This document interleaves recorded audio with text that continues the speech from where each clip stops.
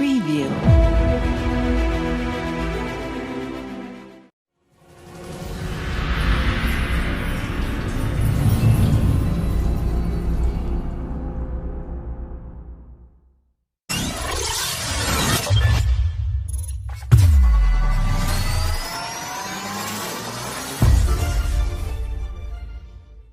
What is water pollution? Water pollution is the contamination of water source by substance which make the water unusable for drinking, cooking, cleaning, swimming, and other activities. Pollutants include chemical trash, bacteria, and parasite. All forms of pollution eventually make their way to water.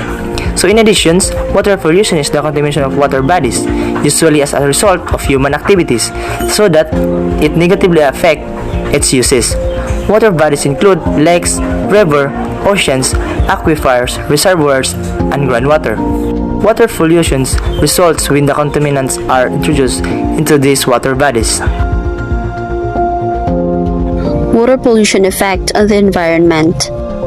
Water pollution has reached frightening levels in recent years despite the considerable efforts to treat and clean up wastewater.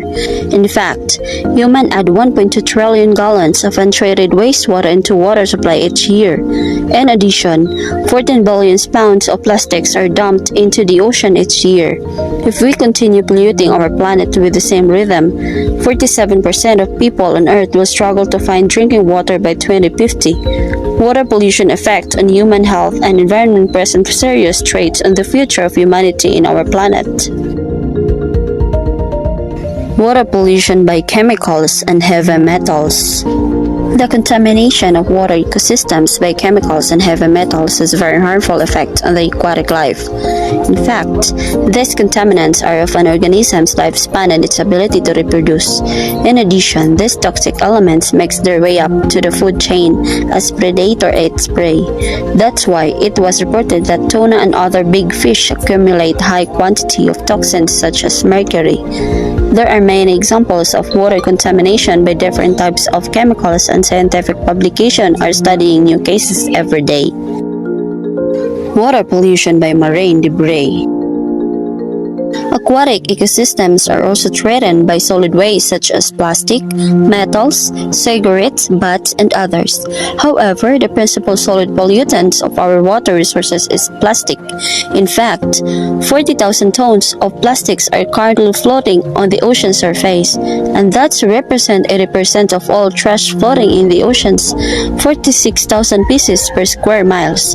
This solid waste present a real danger for aquatic life because they can be ingested by animals and cause their suffocation, starvation, and death.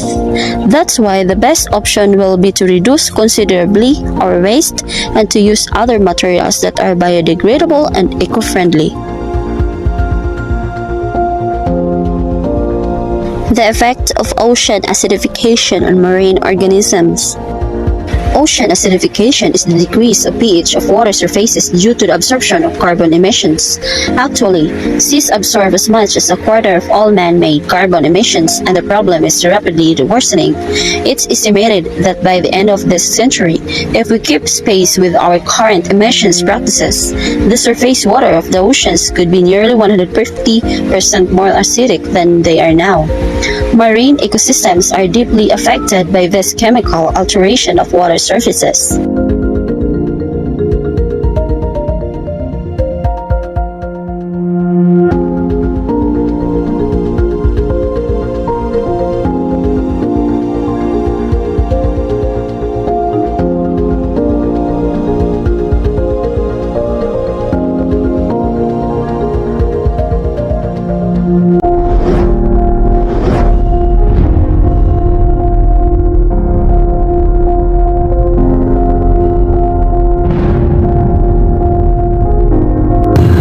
Pollution consists of chemicals or particles in the atmosphere that pose serious health and environmental threats. But what causes air pollution, and what does it mean for our planet?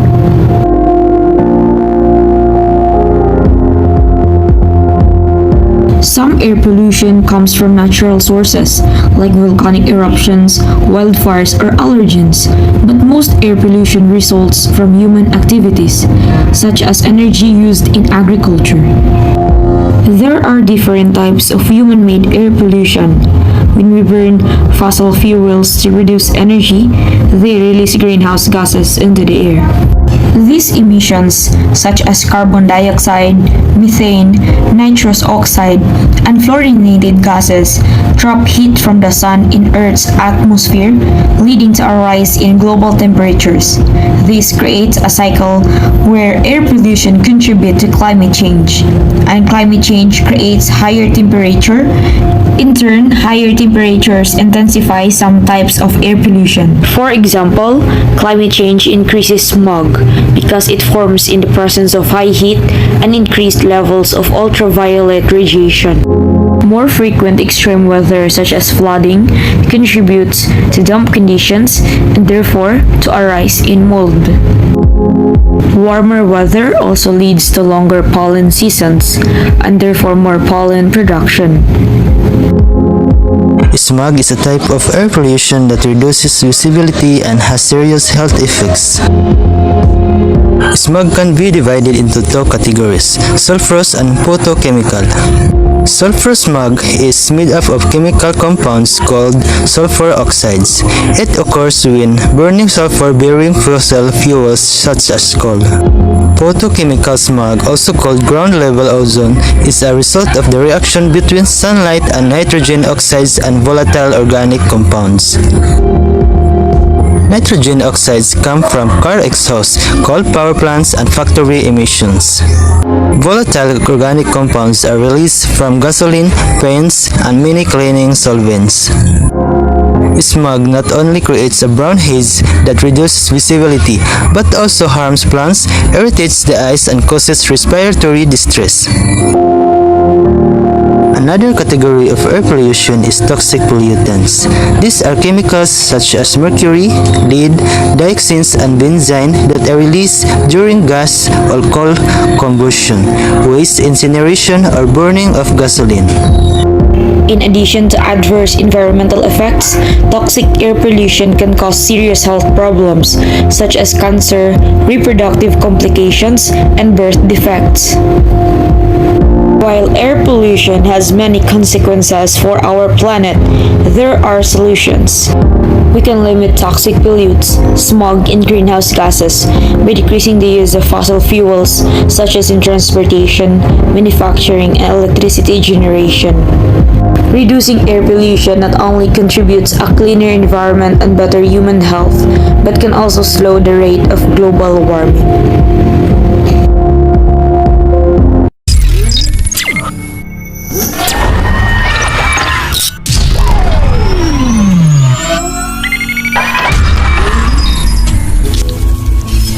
What are the effects of global warming?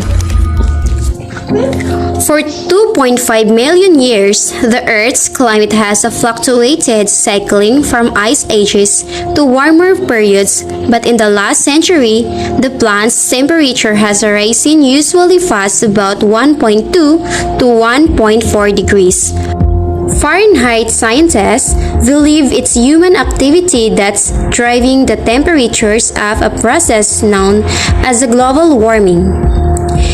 Ever since the Industrial Revolution began, factories, power plants, and eventually cars have burned fossil fuels such as oil and coal, releasing high amounts of carbon dioxide and other gases into the atmosphere. These greenhouse gases trap heat near the Earth through a naturally occurring process called the greenhouse effect.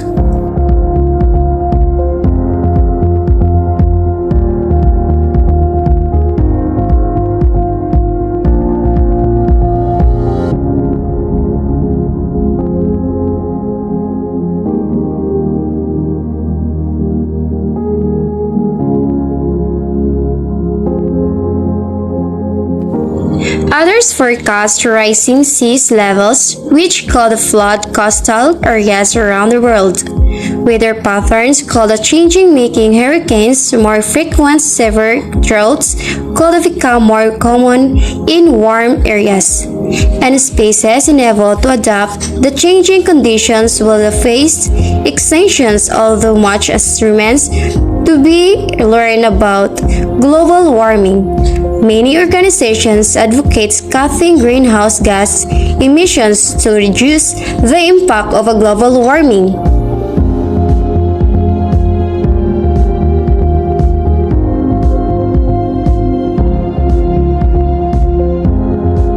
Now, we notice what are the effects of a global warming. This poses many risks to human beings and all other forms of the life on Earth. The human beings and all other forms of the life on Earth over time are changing weather patterns and disrupting the usual balance of the nature. Hotter temperature, more severe storms, increasing droughts, a warming, rising ocean, loss of species, not enough of food, more health risks, poverty and displacement.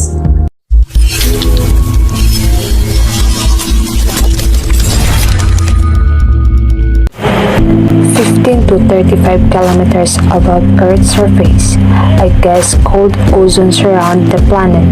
The ozone layer acts the barrier between the Earth and the ultraviolet radiation from the sun. However, pollution has caused the ozone layer, then the exposing life on Earth on dangerous radiation. Earth of atmosphere is made of 6 layers. The second layer, called stratosphere, contains ozone layer. The ozone layer highly reactive molecule called ozone, which contains 3 oxygen atoms. Ozone is a trace gas in the atmosphere. There are only about 3 molecules for every 10 million molecules there, but it does a very important job. The ozone layer acts the Earth's sunscreen, absorbing 98% damaging ultraviolet or UV light.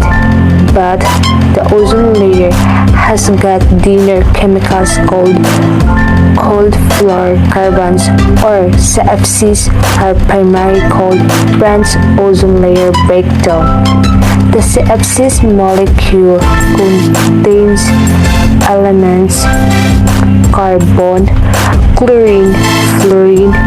CFCs are mostly found in reference aerosols and plastic products.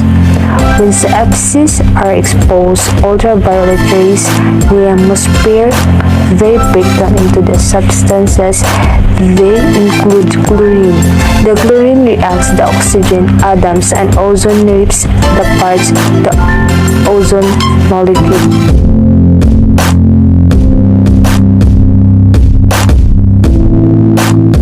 Areas of damage in the ozone layer are often called ozone holes, but that name is misleading. Ozone layer damage is more like a thin patch with the thinnest areas near the poles. The ozone layer above the Antarctic in particular has been impacted by pollution since the mid-1980s. There, the region's low temperatures speed up the conversion of CFCs to ozone-damaging chlorine. About 90% of CFCs currently in the atmosphere were emitted by industrialized countries in the northern hemisphere. In 1989, the Montreal Protocol banned the production of ozone-depleting substances. Since then, the amount of chlorine and other ozone-depleting elements in the atmosphere have been falling. Scientists estimate that chlorine levels will return to their natural state in about 50 years. By then, the Antarctic's ozone hole will shrink to smaller than 8 million square miles.